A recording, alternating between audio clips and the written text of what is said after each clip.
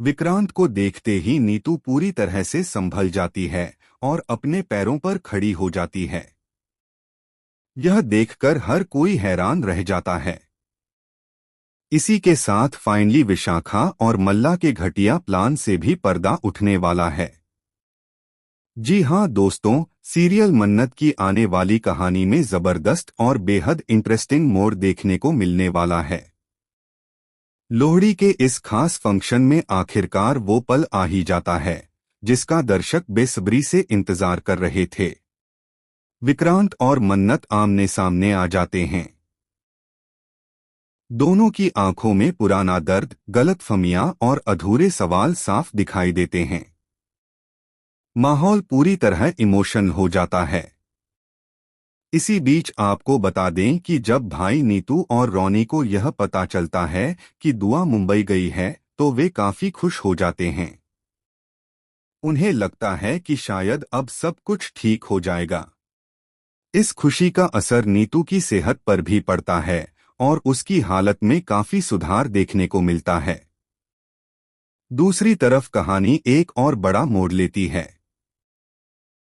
जल्द ही इसी फंक्शन में विक्रांत न सिर्फ मन्नत के सामने आएगा बल्कि वह फाइनली अपनी मां से भी मिलने वाला है।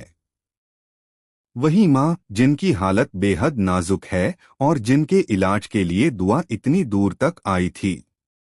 दुआ यहां पोती होने का पूरा फर्ज निभा रही है। वह हर पल अपनी दादी का साथ दे रही है, उनकी देखभाल कर रही है और उनके लिए मजबूत बनी हुई है। लेकिन वहीं दूसरी ओर विक्रांत जो बेटा है वह अब तक अपने बेटे होने का फर्ज निभाने में पूरी तरह नाकाम रहा है। जी हां दोस्तों, एक बेटा अपनी मां के लिए क्या क्या नहीं करता, लेकिन विक्रांत ने तो हर हद पार कर दी। उसने यह साफ कर दिया कि उसके लिए जन्म देने वाली मां ज्यादा मायने रखती है, लेकिन जिसने उसे पाला पोसा परवरिश दी उस मां की कोई अहमियत नहीं रही।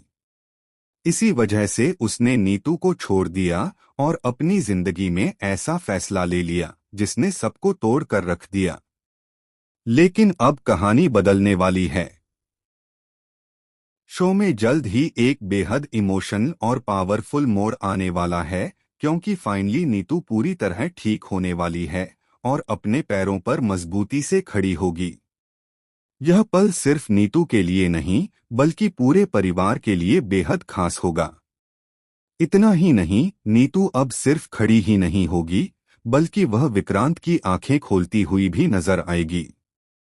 जब विक्रांत उसकी एक भी बात नहीं सुनेगा और अपने फैसलों